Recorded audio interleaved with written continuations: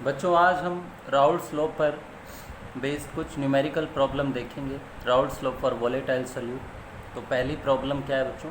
The vapour pressure of a pure liquid A is 40 ml। Pure liquid की vapour pressure दी हुई है बच्चों, कितनी दी हुई है? 40 ml। The vapour pressure of this liquid in solution with liquid B is 32 ml। अब इसी लिक्विड की वेपर प्रेशर 32 mm है जब वो सॉल्यूशन में है बच्चों। ये प्योर की है और ये जब ये सॉल्यूशन में present. Calculate mole fraction of A in solution if mixture of A Raoult's law. हमारे को मोल फ्रैक्शन निकालनी है बच्चों, ठीक है, ए की सॉल्यूशन के अंदर। आपको पता है कि ये आपस में कैसे लिंक होते हैं, PA0 इंटू एक्स।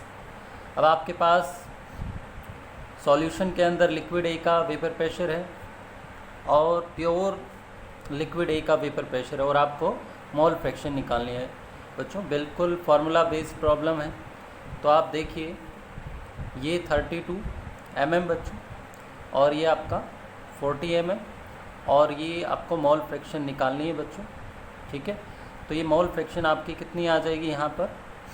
32/40, तो 0.8, ठीक है बच्चों। ये जो mm से mm कैंसिल आउट हो जाएगा, तो ये मोल फ्रैक्शन आ गई आपकी 0.8। दोबारा से इस क्वेश्चन को समझिए। वेपर प्रेशर आपको प्योर लिक्विड ए का दिया गया था 40 mm और vapour pressure this liquid in solution 32 mm। Calculate mole fraction of A, इसी का आपको मोल फ्रैक्शन निकालना था। हमारे को पता है बच्चों कि किसी भी कंपोनेंट का वेपर प्रेशर प्योर कंपोनेंट के vapour pressure into mole fraction के प्रोडक्ट के बराबर होता है सॉल्यूशन में, अगर उसका वेपर प्रेशर चेक करना है तो। ये भी था आपके पास, ये था मोल फ्रैक्शन आपको निकालनी थी, तो ये आपने निकाल ली। अब हम नेक्स्ट प्रॉब्लम को देखते हैं बच्चों। इस प्रॉब्लम में देखो, methanol and ethanol form nearly ideal solution at 300 kelvin. A solution is made by mixing 32 gram methanol and 23 gram ethanol at 300 kelvin. Calculate the partial pressure of its constituents and the total pressure of solution। Solution के अंदर जो component हैं methanol ethanol, उसका vapour pressure निकालना है बच्चों और solution का टोटल प्रेशर आपको निकालना है। Given at 300 kelvin P0CH3OH 90 mm, यानी प्योर मिथेनॉल का वेपर प्रेशर दिया गया बच्चों 90 mm और प्योर इथेनॉल का वेपर प्रेशर आपको दिया गया है 51 mm, ठीक है। अब आपको क्या करना है बच्चों? एक तो आपको सॉल्यूशन के अंदर मिथेनॉल और इथेनॉल का वेपर प्रेशर निकालना है और दूसरा सॉल्यूशन का वेपर प्रेशर टोटल जो है वो भी निकालना है आपको, ठीक है बच्चों। तो देखिए हमारे को इसके लिए क्या नीड है। अगर मान लो मेरे को वेपर प्रेशर निकालना है बच्चों सॉल्यूशन में मिथेनॉल का, तो मुझे क्या चाहिए? प्योर कंपोनेंट का vapour pressure into its mole fraction, into its mole fraction, इसकी मोल फ्रैक्शन चाहिए बच्चों। और अगर मेरे को इथेनॉल का वेपर प्रेशर निकालना है सॉल्यूशन में बच्चों, तो मुझे क्या चाहिए? प्योर कंपोनेंट का vapour pressure into its mole fraction, into its mole fraction. अब देखो बच्चों, अगर मैं यहाँ से शुरुआत करूँ तो मेरे पास प्योर कंपोनेंट का तो वेपर प्रेशर है बच्चों, लेकिन मोल फ्रैक्शन नहीं है मेरे पास मिथेनॉल की। तो मोल फ्रैक्शन कैसे निकालेंगे बच्चों? Mole fraction of methanol, moles of methanol bye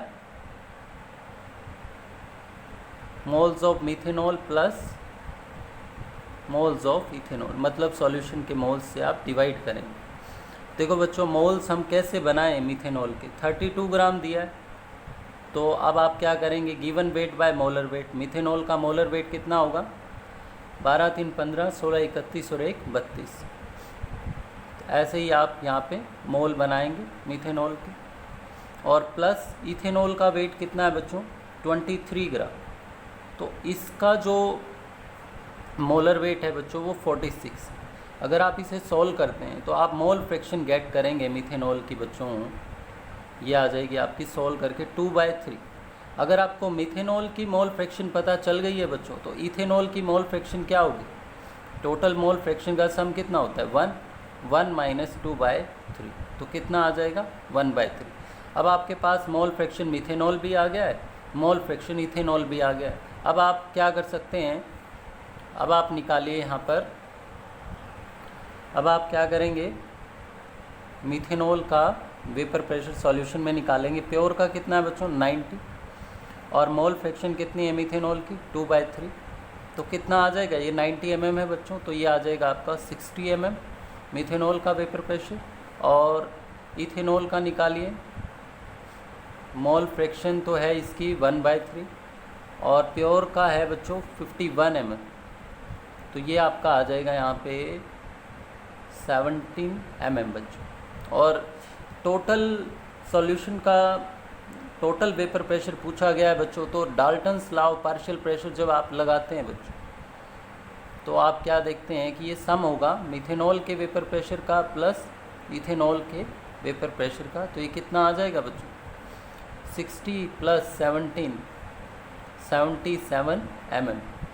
ठीक है बच्चों, इसमें क्या हो सकता है कि आगे अगर क्वेश्चन को और एक्सटेंड किया जाए, जैसे आपसे कोई पूछ ले कि इनकी जो मोल फ्रैक्शन है ना मिथेनॉल और इथेनॉल की, वो वेपर फेज़ में बताइए आप कि वेपर फेज़ में क्या होगी।